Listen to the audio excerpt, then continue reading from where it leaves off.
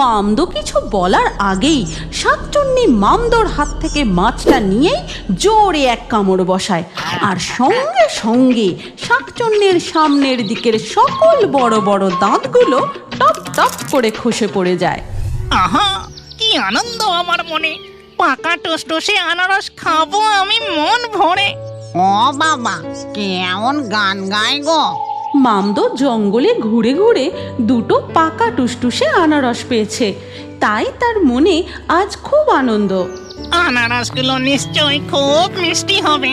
তাড়াতাড়ি আমার প্রিয় ছাতিম গাছে যাই, সেখানে পা ঝুলিয়ে বসে খোসা ছাড়িয়ে খাবো। কিন্তু মামদোর হাতে ওই আনারসটা দেখতে পেয়ে যায় শাকচুন্নি। ওই মামদ, কোথায় যাচ্ছিস? দাঁড়া বলছে। এই রে, শাকচুন্নিটা দেখতে পেয়ে গেছে।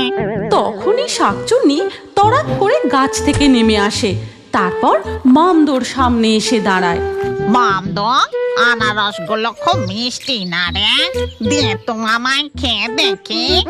না না, আমি সব আনারস দেব না। কেউ চাইলে দিতে হয় জানি, তাই তোমায় একটা দেব। কিন্তু শাকচুন্নি কোনো কথা শোনে না, সে ছো মেরে মামদোর হাত থেকে আনারস দুটো নিয়ে চলে যায়। তখন মামদো মন খারাপ করে নদীর ধারে গিয়ে বসে, আর সেখানে এক গাছের ডালে ওকে মামদা, এমন উদাস হয়ে নদীর ধারে বসে আছো কেন? এই কথা বলে ব্রহ্মদৈত্য মামদোর কাছে উড়ে আসে। ও মামদা, কি হয়েছে রে? এমন উদাস মুখে বসে আছিস কেন? দেখুন না ব্রহ্মদৈত্য মশাই, আমি আনারস নিয়ে। এরপর মামদো পুরো ঘটনাটা ব্রহ্মদৈত্যকে খুলে বলে, আর ওদিকে তখন শাকচুন্নি তার প্রিয় বটগাছে পা দুলিয়ে দুলিয়ে খোসা না ছাড়িয়েই আনারস খাচ্ছে। আর এদিকে ও বুঝলাম, তার কি করবি বল? আচ্ছা, আয় এখন আমার সাথে। এই বলে ব্রহ্মদৈত্য মামদোকে নিয়ে সেখান থেকে উড়ে যেতে যেতে বলেন, দেখ, শাকচুন্নিটা বরাবরই অলস, কোনোদিনও নিজের খাবার নিজে জোগাড় করে খায় না। আপনি দেখবেন ব্রহ্মদৈত্য মশাই, আমি একদিন ওর এই অলসতা ছুটিয়ে ছাড়বো। এরপর কেটে যায় বেশ কিছুদিন, এবং সবাই যে যার কাজ নিজে নিজে করলেও শাকচুন্নি খালি তাল খোঁজে নিজের কাজটা কি করে অন্যকে দিয়ে করিয়ে নেওয়া যায়। ও পেতনি, কোথায় যাচ্ছিস লো? পুকুর ঘাটে নাকি? হ্যাঁ গো, এই যাই, কটা কাপড় কেচে আনি। বলছিলাম, আমার দুটো কাপড় একটু পুকুর থেকে কেচে এনে দিবি? দেখ না, আমার হাতে কোমরে এত ব্যথা যে কি আর বলবো। দেখো, নিজের কাজ সবসময় নিজেকেই করতে হয়। তবু তুমি যখন সাহায্য চাইছো, তখন দাও, এবারের মতো কেচে এনে দিচ্ছি। এই কথা শুনে শাকচুন্নি অমনি টপাটপ করে দুটো শাড়ি পেতনিকে দিয়ে দেয়, আর পেতনি শাড়ি দুটো নিয়ে সেখান থেকে চলে যায়। তারপর নদীর ঘাটে পৌঁছে এই শাকচুন্নিটা ভারী অলস বাপু, ওর হাতে কোমরে ব্যথা না ছাই। ও পেতনে, এত রেগে গেছিস কেন রে? আর কি বলবো ব্রহ্মদৈত্য মশাই, ওই যে শাকচুন্নি। এরপর পেতনি তাকে শাকচুন্নির ঘটনাটা খুলে বলে। ও বুঝলাম, সত্যি শাকচুন্নিটা দিন দিন বড় বেশি অলস হয়ে যাচ্ছে। এরপর একদিন মামদো নদীতে ছিপ ফেলে একটা খুব বড় সাইজের মাছ ধরে। ও, ছিপে কি বড় মাছটাই না উঠেছে। যাই, আমার প্রিয় গাছে বসে আজ অর্ধেকটা খাবো, তারপর বাকি অর্ধেকটা কাল খাবো। এই কথা ভাবতে ভাবতে মাছ দোলাতে দোলাতে তার প্রিয় ছাতিম গাছের দিকে আসতে থাকে, কিন্তু দূর থেকেই সেই গন্ধ এসে পৌঁছায় শাকচুন্নির নাকে। কেমন যেন মাছ মাছ গন্ধ পাচ্ছি। কোন দিক থেকে আসছে গন্ধটা? এই রে, আমি তো মাছের আনন্দে ভুলেই গিয়েছিলাম যে আমার যাবার পথে শাকচুন্নির বট গাছ এক্ষুনি আমার মাছ কেড়ে নেবে।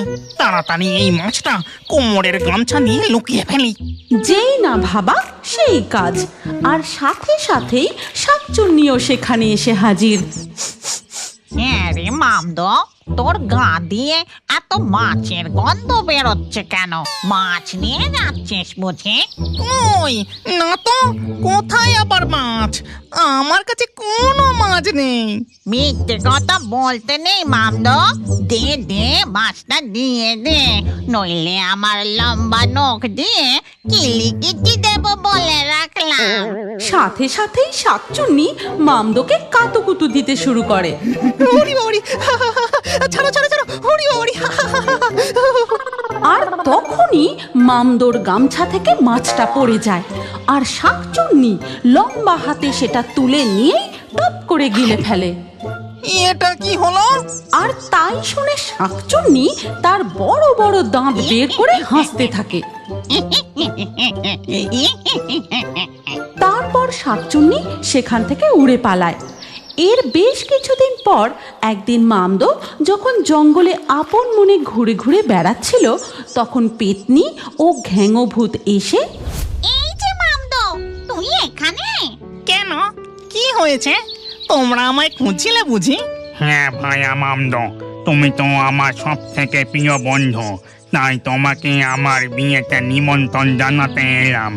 আগামী অমাবস্যায় ওই নিমতলায় আমার আর ভূতনির বিয়ে হবে, তুমি এসো কিন্তু। হ্যাঁ হ্যাঁ, অবশ্যই যাব, অবশ্যই যাব। এরপর ঘ্যাঙো ও পেতনি সেখান থেকে উড়ে যায়, আর মামদো ভাবতে ভাবতে এগোতে থাকে। আমার প্রিয় বন্ধুর বিয়ে, তাহলে তাদেরকে আমায় কিছু উপহার দিতে হবে। আমি বরং ব্রহ্মদৈত্য মশাইকে গিয়ে জিজ্ঞাসা করি কি উপহার দেয়া যায়। এরপর মামদো ব্রহ্মদৈত্য মশাইয়ের কাছে গিয়ে পৌঁছায়। ব্রহ্মদৈত্য মশাই, আপনার কাছে আমার একটা প্রশ্ন ছিল। হ্যাঁ, বল মামদো, কি জানতে চাস? মামদো তাকে পুরো ব্যাপারটা বুঝিয়ে বলে, আর সবকিছু শুনে, বুঝলাম, তোমার প্রিয় বন্ধুর বিয়ে, উপহার তো দিতেই হবে। তা তোমার বন্ধু সব থেকে কি ভালোবাসে? আমার বন্ধু ঘ্যাঙো মাছ খেতে খুব ভালোবাসে। কিন্তু খেলেই যে উপহার শেষ হয়ে যায়, তুমি বরং ওই মাছটাই একটু অন্য রকম ভাবে দাও, যেটা ওর কাছে চিরকাল থাকবে। কাল তোমাকে নিয়ে একটা জায়গায় যাব। এর পরের দিন সকালবেলা ব্রহ্মদৈত্য ও মামদো নিজেদের রূপ বদল করে এসে পৌঁছায় এক কুমোরের বাড়ি। কোমর ভাইয়া, আমাদের একটা বেশ বড় সাইজের মাটির মাছ বানিয়ে দিতে পারবে? হ্যাঁ হ্যাঁ, নিশ্চয়ই, এক্ষুনি দিচ্ছি, আপনারা একটু অপেক্ষা করুন।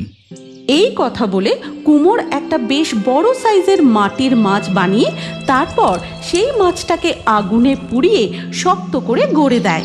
আর সেই মাছ নিয়ে ব্রহ্মদৈত্য ও মামদো নদীর পাড়ে ফিরে আসে। সেখানে পেতনিও ছিল, আর পোড়া মাটির মাছ দেখে পেতনি বলে, বাহ, এটা তো বেশ ভালো দেখতে হয়েছে, কিন্তু এটা দেখে জ্যান্ত মাছ বলে মনে হচ্ছে না। আমার মাথায় একটা বুদ্ধি এসেছে। নদীর পাড়ে যে মাছের আঁশগুলো পড়ে আছে, আমি বরং সেগুলো এর গায়ে লাগিয়ে দিই। এরপর মামদো জাদু করে মাটির মাছের গায়ে আঁশগুলো লাগিয়ে দেয়, যা দেখতে অবিকল আসল মাছের মতো লাগে। এবার বেশ ভালো দেখতে লাগছে, তাই না ব্রহ্মদৈত্য মশাই? হ্যাঁ, খুব সুন্দর। আজ আমি এই মাছটা আমার গাছে রেখে দিই, কাল বিয়ে বাড়ি যখন যাব সঙ্গে করে নিয়ে যাব। এই কথা বলে মামদো মাছটা হাতে করে নিয়ে নিজের ছাতিম গাছের দিকে এগোতে থাকে, আর সেখানে ছিল শাকচুন্নি। ওই আঁশ লাগানো মাটির মাছের গন্ধ শাকচুন্নির নাকে পৌঁছাতেই শাকচুন্নি কোনো কথা না ভেবে সোজা এসে পৌঁছায় মামদোর সামনে। ওরে বাবা, কত বড় মাছ রে মামদ! কোনো কথা হবে না, এই মাছ আমি এক্ষুনি খাবো। আমি আর লোভ সামলাতে পারছি না। মামদো কিছু বলার আগেই শাকচুন্নি মামদোর হাত থেকে মাছটা নিয়েই জোরে এক কামড় বসায়, আর সঙ্গে সঙ্গে শাকচুন্নির সামনের দিকের সকল বড় বড় দাঁতগুলো টপ টপ করে খসে পড়ে যায়। ওরে বাবা রে, আমার কি হয়ে গেল? আরে শাকচুন্নি, তুমি তো আমাকে কোনো কথাই বলতে দিলে না, তার আগে মাটির তৈরি মাছে কামড় বসালে। এর পরের দিন দেখা যায় সেই অমাবস্যার রাতে ঘ্যাঙভূত ও ভূতনির বিয়ে হচ্ছে, আর সেখানে সকল ভূত পেতনিরা মিলে জমিয়ে খাওয়া দাওয়া করছে। কিন্তু শাকচুন্নি একটা গাছের তলায় দাঁড়িয়ে শুধু তাকিয়ে তাকিয়ে দেখছে। আমি যদি এত লোভ না করতাম, তাহলে আজ ওদের সঙ্গে মিলে আমিও খুব আনন্দ করতে পারতাম, ভালো থাকতে পারতাম, আর অত কিছু ভালো ভালো খাবার মজা করে খেতাম। আমি বরং ওদের কাছে গিয়ে ক্ষমা চেয়ে নিই। এরপর শাকচুন্নি ব্রহ্মদৈত্য মশাইয়ের কাছে গিয়ে বলে, মামদ, পেন্নি, ব্রহ্মদৈত্য মশাই, আমি আপনাদের সবার কাছে ক্ষমা চাইতে এসেছি। আমি আমার সব ভুল বুঝতে পেরেছি। এই কান মুলছি, নাক মুলছি, আর কোনোদিনও লোভ করব না, অলসতাও করব না। বেশ, যখন তুমি তোমার ভুল স্বীকার করছো এবং ক্ষমা চাইছো, তাই আমি জাদু করে তোমার দাঁত ফিরিয়ে দিচ্ছি। তবে মনে রেখো, আবার যদি অন্যায় করো তাহলে তার শাস্তি হবে ভয়ঙ্কর। এই কথা বলে ব্রহ্মদৈত্য মশাই জাদু করতেই শাকচুন্নি আবার তার দাঁত ফিরে পায়। তখন মামদো বলে, হ্যাঁ, আর আমরা সকলে তোমাকে ক্ষমা করে আবার আমাদের বন্ধু করে নিচ্ছি। তুমি কি এখনো বড় হয়ে কার্টুন দেখতে ভালোবাসো? চ্যানেল অবশ্যই সাবস্ক্রাইব করবেন এবং স্ক্রিনের উপরে আসা আমাদের পরবর্তী গল্পটিও দেখুন।